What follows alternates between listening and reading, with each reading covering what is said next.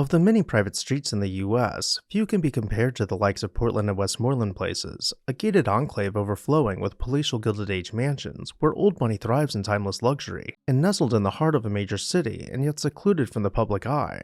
Hi everyone, Ken here. Today we are touring the Midwest's most exclusive and private Millionaires Row. Hit that subscribe button and let's explore this house. This video is sponsored by Vlogbrothers. At the turn of the 20th century, St. Louis was the fourth largest city in the country, a bustling hub of commerce, innovation, and culture. Its prominence was solidified in 1904 when it hosted the Louisiana Purchase Exposition, better known as the St. Louis World's Fair. This global event showcased the city's ambitions and drew millions of visitors to Forest Park, just steps away from the gates of Portland and Westmoreland Places. The timing was serendipitous for these grand boulevards, as many of the first families to settle there were also among the city's movers and shakers, eager to display their wealth and social standing. The story of these exclusive streets began in 1887 when a group of developers purchased 78 acres of the former Cabanne Dairy Farm for what seemed at the time an extravagant sum of $400,000.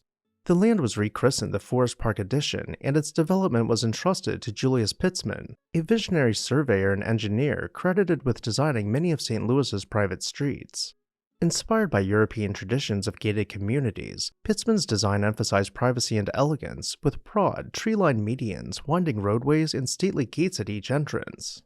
From the outset, Portland and Westmoreland Places were intended to cater to the city's elite. Deed restrictions ensured that only single-family homes could be built, and each residence had to meet strict architectural standards. This exclusivity was not merely for show, it was a practical response to the chaos of urban expansion. At the time, zoning laws were virtually non-existent, and commercial enterprises could spring up next door to even the most elegant mansions. By creating private streets, the developers guaranteed an environment of stability and refinement. Construction on the first homes began in the early 1890s, and by the time of the World's Fair in 1904, both streets were bustling with activity. The residents were a veritable who's who of St. Louis society, including lawyers, industrialists, and entrepreneurs. Among them were figures like Edward Faust, who had married into the Busch family of Anheuser-Busch. Designed by esteemed architect Thomas Barnett and completed in 1912, the Faust residence near 20,000 square feet. Entering the mansion, you would be ushered into the marble-clad rotunda where the grand staircase gracefully ascends below a gilded dome soaring overhead.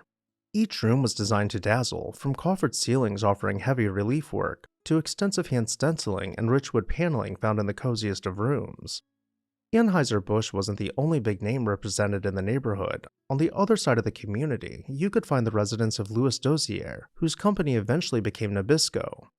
Completed in 1896 and designed by architect John Ludwig Wies, the over 12,000 square foot mansion was appointed with many gracious rooms set on a large scale.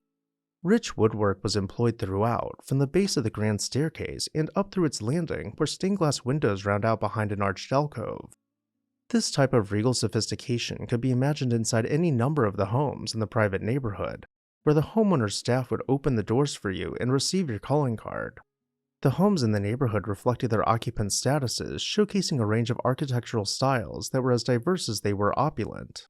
Richardsonian Romanesque mansions with heavy stone facades stood alongside Beaux-Arts palaces adorned with classical columns. Such was the case for the oldest mansion in the neighborhood, the Schlafly residence. We toured this house previously on the channel, exploring each room and appreciating the tiniest of details. If you haven't seen that video, I'll have it linked at the end of this one. Continuing along, you would find homes that echoed the designs of the Loire Valley, such as the residence of Edward Mallinckrodt, who co-founded the pharmaceutical company by the same name. And when big names weren't settling down here, they were being brought in. John T. Davis hired Peabody and Stearns to design his mansion, along with Frederick Law Olmsted to lay out the grounds. By the time it was completed in 1894, Mr. Davis had already passed away, having spent $800,000 on the property. Social life on Portland and Westmoreland Places was as vibrant as the architecture. Lavish charity balls, debutante parties, and weddings filled the grand ballrooms of these homes, while residents mingled at exclusive clubs like the St. Louis Commercial Club and the Racquet Club. Even the children had their own clubs, organizing debates, athletic events, and even stamp collections.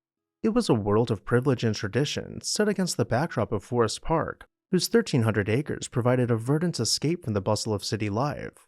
However, the fortunes of Portland and Westmoreland Places have not always been secure. The Great Depression and World War II brought challenges that tested the resilience of these streets. Economic hardships forced some families to sell their homes or even demolish them to avoid the high taxes on such large properties. Changing social norms and the rise of suburban living further thinned their ranks. Yet through it all, a core group of residents remained committed to preserving the neighborhood's unique character. Deed restrictions, carefully crafted decades earlier, proved invaluable in maintaining the street's exclusivity and architectural integrity. By the late 20th century, the tides had turned once again. St. Louis experienced a renaissance, and the Central West End emerges a vibrant, desirable neighborhood. Portland and Westmoreland Places, listed on the National Register of Historic Places in 1974, were at the forefront of this revival. Today, their gates remain closed to through traffic, offering a haven of tranquility and elegance in the heart of a bustling city. The homes, now many over a century old, stand as a monument to the artistry and ambition of the people who built them. Walking through Portland and Westmoreland Places by invitation, one can't help but feel transported to a time when St. Louis was a city of boundless opportunity, its streets filled with the sounds of carriages and conversations. These historic boulevards are more than just a neighborhood, they are a living piece of history, a reminder of a time when ambition and artistry knew no bounds. And with that, I'll turn it over to you. Which house was your favorite? Let me know down below in the comments section. I'd also like to say a huge thank you to Vlogbrothers for sponsoring this video. Merry Christmas and Happy Holidays to all, make sure you're subscribed, and I'll catch you next time on This House.